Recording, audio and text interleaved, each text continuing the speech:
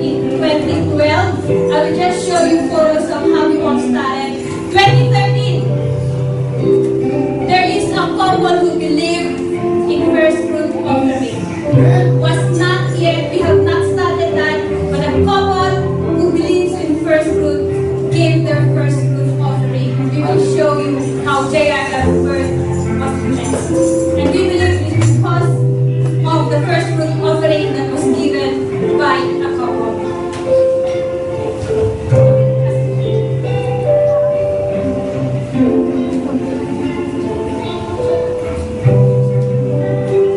So this is our theme for this year, 2015, a new season, a higher dimension, and a greater provision. Let us all claim that this year is a new season, a higher dimension, and a greater provision. Ask and it shall be given.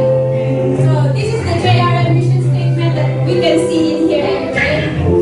This is the prayer garden of JRM, which is in Amadeo, Cavite. And some of the first fruit offering, meron po dyan. And we would like to tell you that JRM Earth, we have given our first fruit sa prayer garden. So it's para po, we have given $1,000.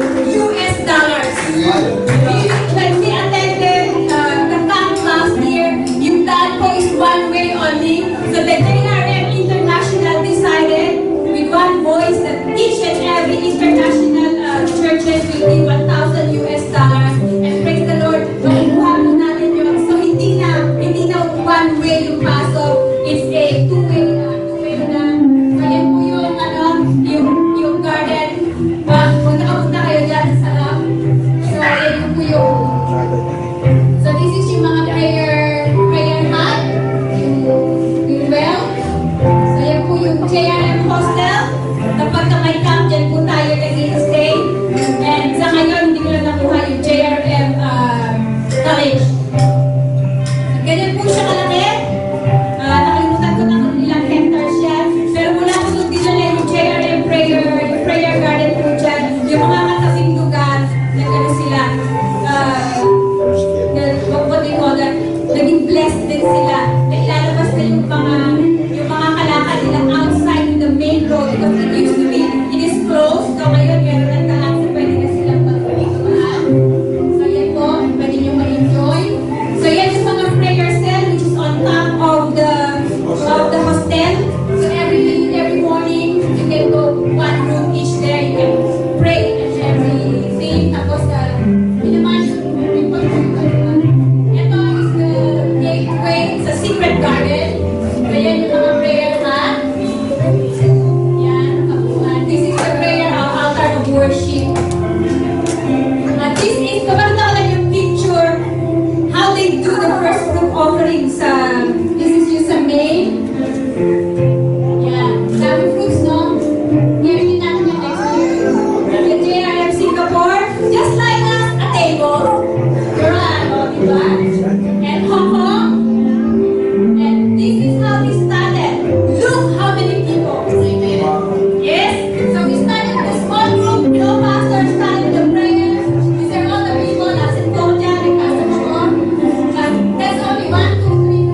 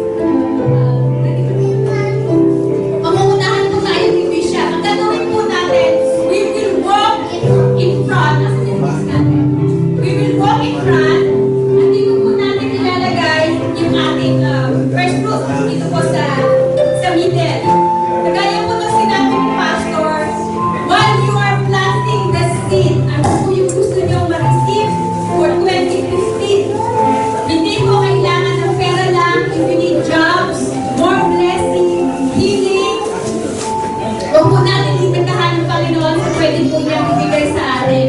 Okay po? And let us be excited. And I am going to plant a seed for the kids. Kagaya di ba na sinabi ni Pastor, hindi ko nga alam na meron pala yun sa last slide niya. Na-separate natin yung seed para sa next planting. Meron pa akong biniling agad siya. Okay? Ito po, ipaplan ko yung seed para po sa kids. Huwag po natin i-deprive yung aming mga anak to receive blessings. So sila po, turuan na lang po silang mag-ipon. Meron ka pa eh. 20 piso, 50 out of whatever you're giving them. Para po sa 2016 na ating first fruit. Kasi sama natin ang mga bata na mag-first fruit. Amen? So huwag po natin i-deprive yung mga anak natin sa mga posible blessing na pwede nilang tanggapin. So magsisipay po ako para sa mga bata. And my prayer for the kids, the gates of heaven will really open. And our kids will be blessed more than what we are asking. Sila po yung ating generation. And they are, tawag ko po sa kanila, the Joshua and Caleb generation. So let us sing para po sa ating mga anak. And then magbigay po natin yung sobra natin dito ang ating first food offering. Meron pong iaabot ang mga kids sa ating mga tores. Saan na yung mga kids? Okay, where are you kids? Come on down, kids. Kailangan po excited. Ako po ito yung pinakasal sa church. Masaya po ako pag dumarating ng Pasko. But I am more excited yung first fruit ko kasi na-receive ko yung blessing. Ituloy ko na lang po kasi tinanggal ng asawa ko yung slide ko. So habang hinihintay po natin yung hindi po yan, yung vendor, di ba? Ita-testify ko lang ng 2010, ako po nag-seed offering sa Singapore. Napakasakit sa bulsa. But I offered it. Kagaya na sinabi ng ni Pastor, meron yung desire sa puso. Nung lumipat po ako dito, isa lang ang sinabi ko. Kasi hindi ko maipasa-pasa ang English test, hindi ko alam kung bakit. Lagi kinakailangan kasi perfect 7, lagi minaliligaw na 6.5. My prayer was, Lord, ma-register ako as a nurse dito sa Australia without any English test. Makapasok ako sa trabaho, one of the biggest hospital, permanent position. Magkaroon kami ng bahay, 5 rooms. Sa dati maliit lang yung bahay namin. And God granted all those requests. Na-register po ako nung maipasa ko po ng March 2011 yung ating pong application. Pagdating po ng September, binago na naman nila yung routines nila. Kailangan na naman ng IELTS. Na-approve na po yun sa akin. So na-register po ako without IELTS. Nakapasok po ako sa trabaho.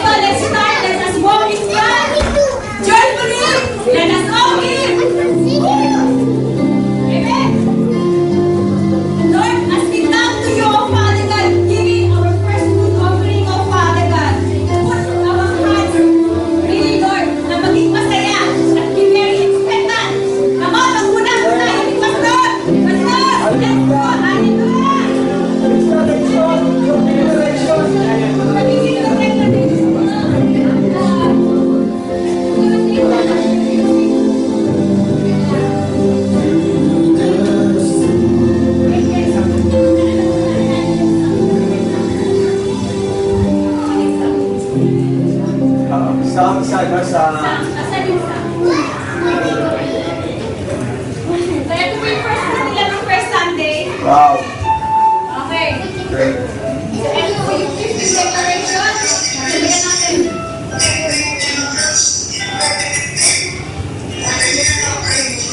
Amen.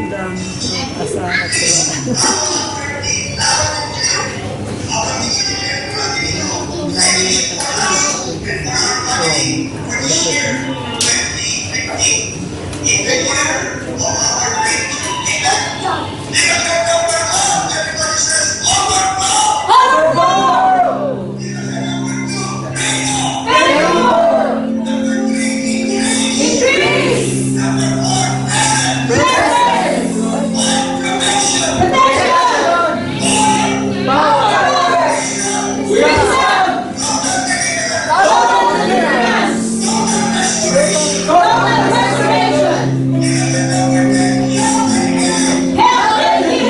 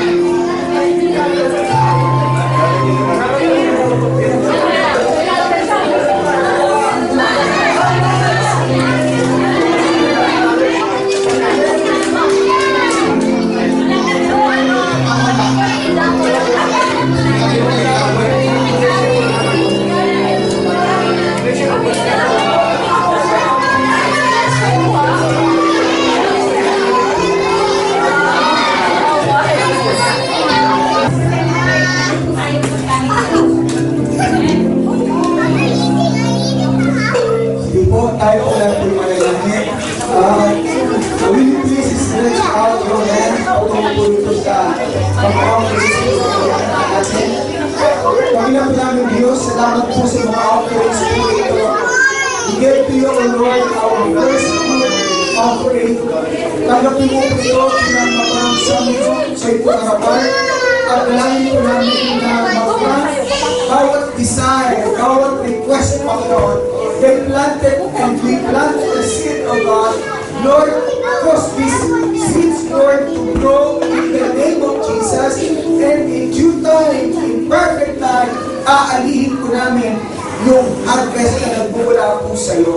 Maraming pong salamat. At hindi dalangin po namin that you protect, Lord, ang aming po mga kabuhayan, bawat trabaho, bawat negosyo, protektahan mo nga po sa pangalan ni Kristo Jesus.